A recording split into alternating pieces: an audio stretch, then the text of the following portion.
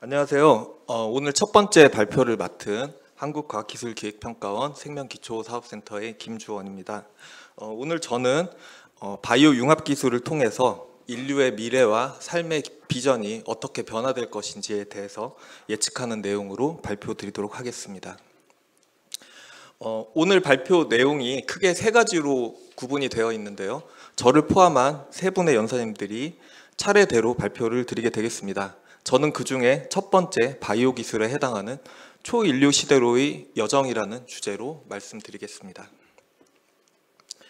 자, 미국의 그 발명가이자 과학자 그리고 미래학자인 레이 커즈와일은 특이점이 더 가까워졌다라는 책을 최근에 발간했습니다.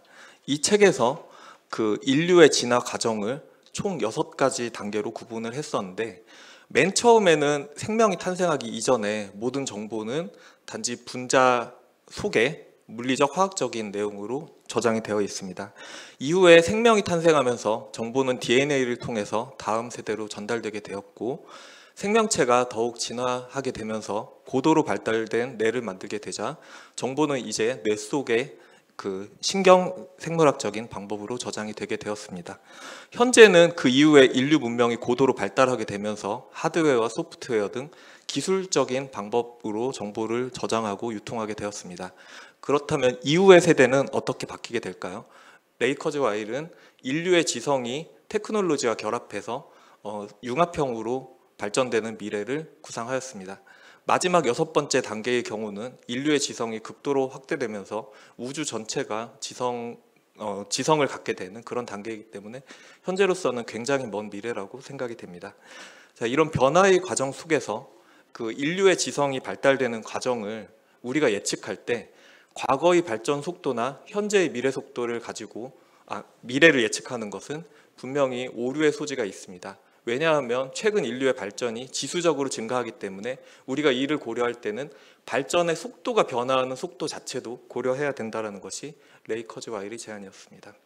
자, 인류의 역사를 볼 때 불로장생을 추구했던 진시황이나 초인 사상을 제시했었던 니체뿐만 아니라 현대에 이르러서도 우리들은 SF 영화나 여러 미디어를 통해서 인간의 한계를 극복한 여러 초인들의 내용들을 보고 거기에 열광하고 있습니다.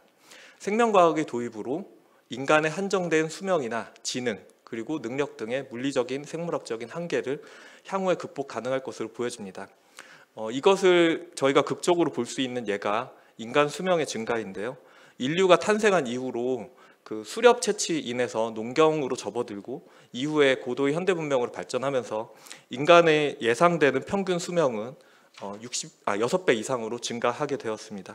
특히 우리나라의 경우만 해도 극적으로 최근 50년 동안 평균 수명이 약 20년 정도 증가하게 됐는데, 이는 현재까지의 우리 자신의 생물학적인 한계가 과학기술의 도입을 통해서 보다 더 확장되는 그런 예시 하나로 저희가 볼 수 있겠습니다. 오늘 말씀드릴 인간 증강과 융합과학에 대해서 설명드리겠습니다. 인간 증강이라 하면 사실 굉장히 우리에게서 먼 이야기, 공상과학처럼 느껴질 수 있겠지만, 인간 증강의 기본적인 개념은 질병이나 장애로 인한 손상을 보완하는 기존의 의료적인 그 개념을 확장해서 정상적인 신체 능력이나 정신 능력을 향상시키는 개념까지를 포함하고 있습니다. 인간의 육체적, 정신적, 사회적 능력을 기술을 통해서 향상시키는 것은 필연적으로 여러 가지 융합 기술을 가져오게 되는데, 그 중에 한 예로 시각의 예를 들자면 거의 대부분의 사람들은 나이가 들면서 근시나 노안, 그 외 여러 가지 시력의 저하를 가져오게 됩니다. 그래서 이미 오래전부터 사람들은 안경이나 컨택트 렌즈 그리고 레이저 수술 등을 통해서 이런 시력의 저하를 극복해 왔는데, 여기서 더 나아가서 쌍안경이나 야시경 같은 기술을 사용해서 정상적인 인간이 볼 수 있는 범위를 우리가 더욱 넓히게 되었습니다. 향후에 바이오 기술의 도입을 통해서 유전자 편집을 통해서 우리가 현재 갖고 있는 시력보다 더 높은 시력을 갖게 된다면 이것은 인간 증강의 바이오 기술이 도입된 하나의 예가 될 수 있을 것입니다. 바이오 기술에 있어서 최근에는 생물학이나 화학 같은 개별적인 학문 분야가 아니라 AI나 나노기술, 유전공학, 그리고 3D 프린팅과 합성생물학과 같은 새로운 게임 체인저 기술이 등장하게 되었습니다.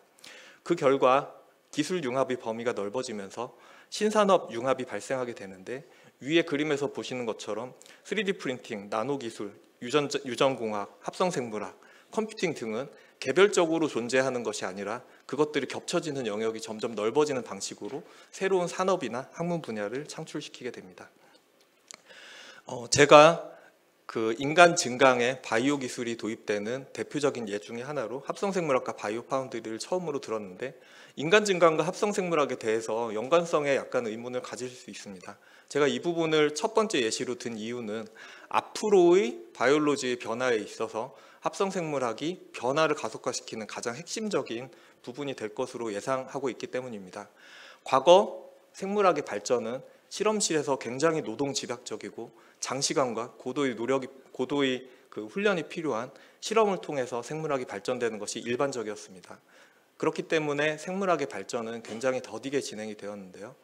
최근에 합성생물학의 발전을 통해서 AI와 자동화된 기술, 그리고 스마트한 제조공정을 통해서 바로 생물학적 시스템을 DNA 합성이나 세포 배양, 유전자 조작 등의 과정을 사람의 손을 빌지 않고 자동으로 도입이 되게 되었습니다.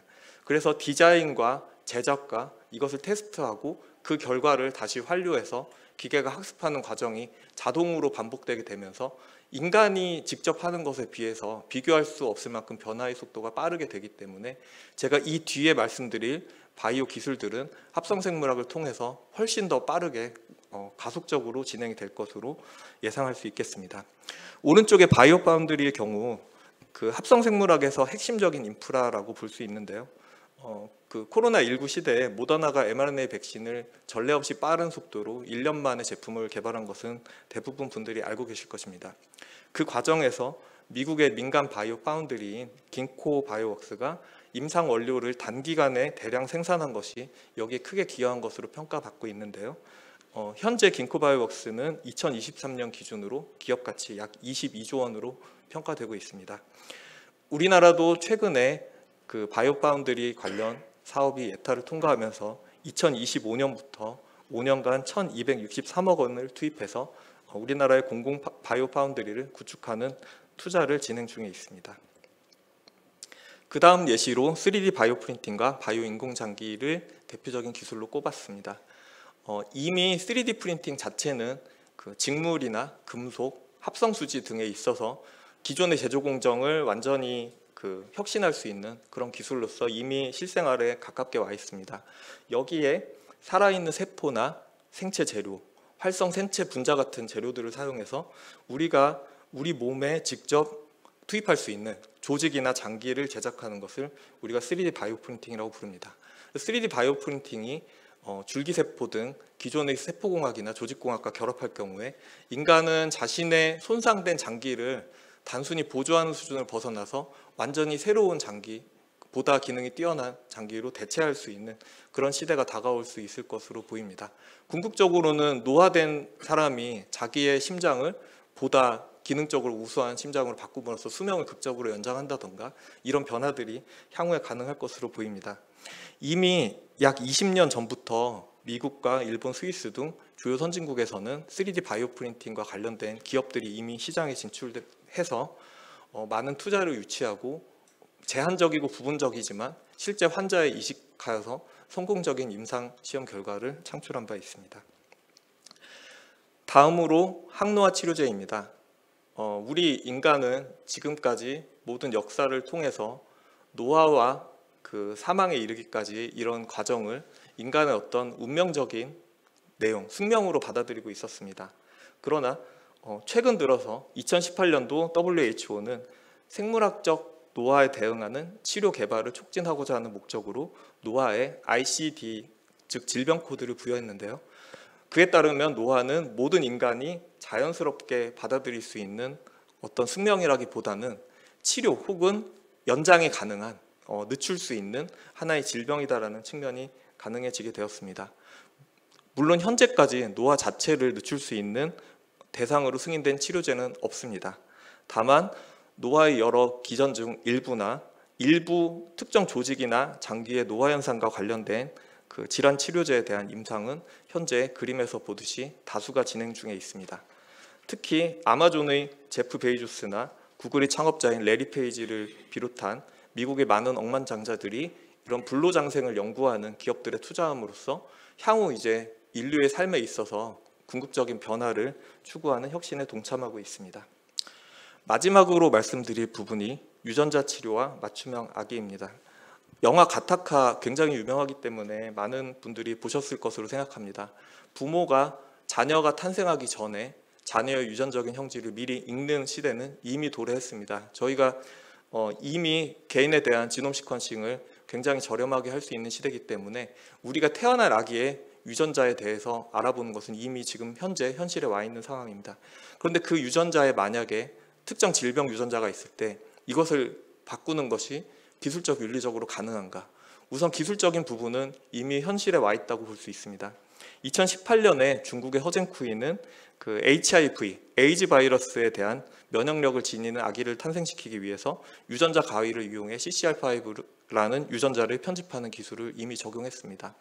물론 태어날 인간 배아에 대한 유전자 편집은 그 후에 굉장히 많은 윤리적인 논란을 불러일으켰고 이후에 논문이 철회되고 과학자 개인도 처벌되는 비극적인 결과를 낳긴 했습니다.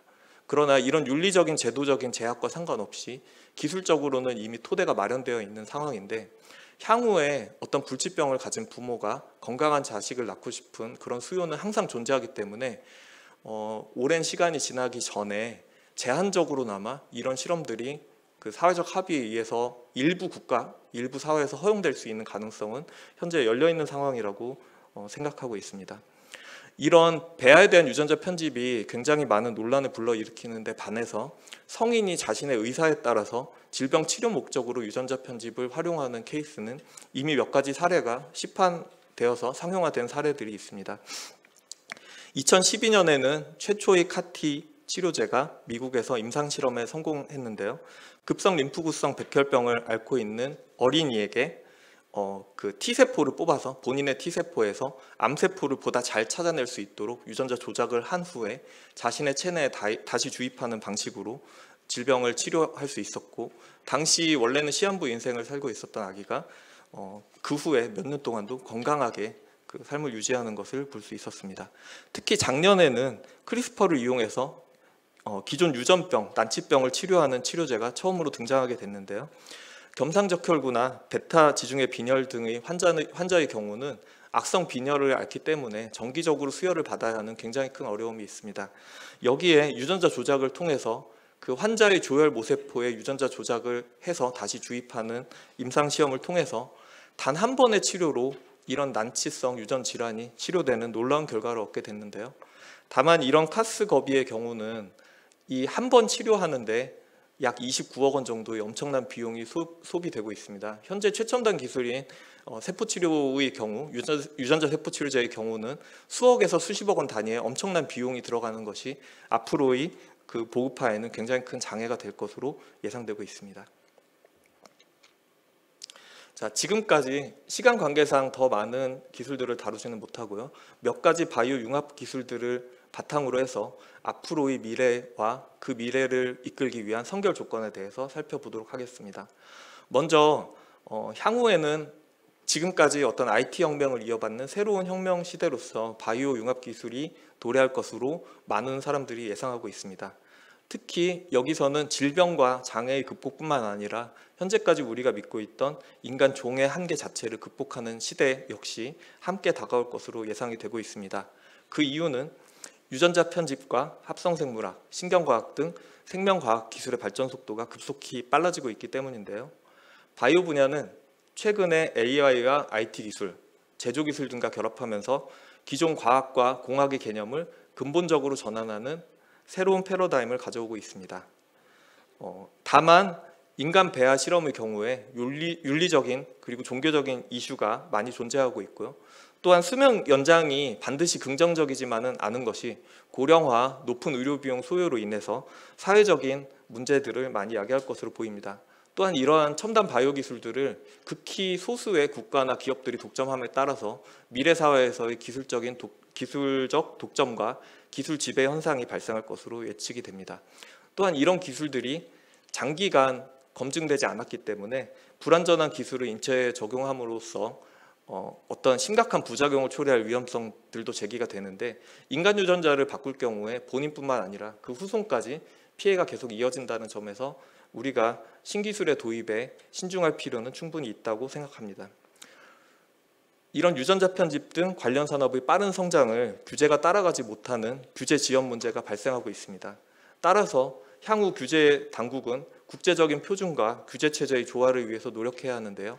여기에는 한 국가뿐만 아니라 전 세계가 전체적으로 협력해서 공통의 어떤 기준과 합의를 이끌어낼 필요성이 있을 것으로 생각이 됩니다. 그 다음 왜 여기서 우리가 융합 기술을 다시 강조하고 있는가에 대해서 말씀드리겠습니다. 에너지와 환경 보건 문제 등 인류 공통의 난제 해결은 근본적으로 단일 기술로는 달성이 불가능합니다. 또한 맨 앞에 그 레이 커즈와일의 기술적 진화 모델에서 보여드렸다시피 앞으로의 기술 발전에 대한 예측은 점점 더 어려워지는 상황입니다. 그런 상황에서 이런 빠른 변화를 습득하고 빠르게 변화할 수 있는 개인과 기업, 국가만이 살아남을 수 있는 그런 시대가 도달할 것으로 보입니다. 한편으로는 새로운 학문과 산업 분야가 계속 발생하기 때문에 융합학문에 대한 인력 수요가 폭발적으로 증가할 것으로 보이는데 이런 변화는 단일한 프로젝트나 기업, 국가가 모두 모든 것을 하기는 불가능하기 때문에 결국은 위에서 보셨던 경쟁뿐만 아니라 협력 역시 이런 새로운 시대를 사는데 굉장히 필수적인 요인이 될 것으로 예상이 됩니다. 융합 R&D 발전을 위해서 정부는 어떤 노력을 해야 할까요? 첨단 바이오를 비롯한 전략적인 기술에 대해서 혁신 도전적 연구, 탑다운형 연구를 하는 것도 중요하지만 우리가 유전자 가위를 발견한 계기가 어느 미생물학자의 순수한 학문적인 호기심을 통해서 크리스퍼 캐스9이라는 혁신적 변화를 이끌어낸 기술을 개발한 것도 잊지 않아야 하겠습니다. 따라서 혁신 도전적 탑다운형 연구와 보편적 기초 원천 연구에 대해서는 균형 잡힌 시각을 갖출 필요가 있습니다. 또한 기술적 특이점의 경우 대부분 공공 분야에서의 장기간 투자와 그 인력 양성을 기반으로 하고 있으나 결과적으로 그 과실은 민간의 혁신적 기업 집단이 완성하는 경우가 대부분입니다.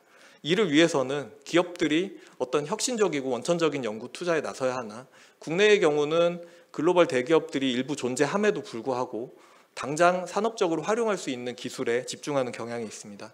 우리나라도 해외 글로벌 기업처럼 혁신도전적인 연구 의지와 사례를 계속 만들어냄으로써 정부와 민간의 투자가 균형을 이루는 방향을 고민해야 될 것으로 보입니다. 또한 정부 R&D는 대부분 5년 내외 짧은 사업 기간 동안의 성과에 매몰되는 경우가 많습니다. 하지만 이런 전체 시대의 변화를 가져올 수 있는 혁신은 개별 사업이나 단기간에 발생하지 않는 경우가 대부분이기 때문에 장기적인 비전을 갖고 여러 사업들을 연계하거나 사업과 사업 간의 협업을 만들어낼 수 있는 방안도 보다 강구할 필요가 있을 것으로 생각이 됩니다. 마지막 슬라이드입니다. 인간이 최초로 우리가 최초 인류라고 말할 수 있는 오스트랄로피테쿠스는 아프리카 남부의 초원에서 발생했습니다. 그런데 그 자리에서 계속 정체되어 있는 것이 아니라 결국은 전 세계를 향해 뻗어나가고 지금과 같이 모든 대륙에 살게 되었습니다.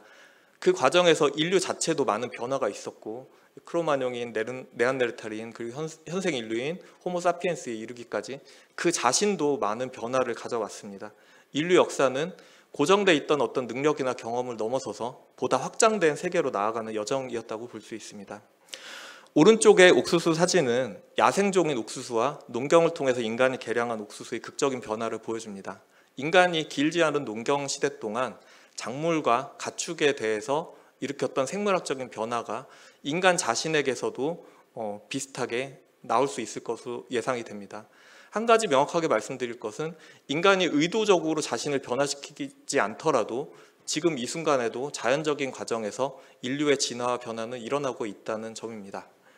바로 자연선택과 성선택 두 가지가 끊임없이 일어나기 때문에 종 자체는 고정되어 있는 것이 아니라 항상 유동적으로 변하게 되는데 인류는 그 두 가지 선택에 더해서 그 테크놀로지에 의한 세 번째 선택 옵션을 갖게 되었다고 생각됩니다. 지금까지 짧게 바이오 기술을 통해서 인류가 어떻게 변화할 것인지에 대해서 살펴보았는데 미래 기술의 그 변화 추이에 대해서 생각해 볼 수 있는 계기가 되었으면 좋겠습니다. 이상으로 발표 마치겠습니다. 감사합니다.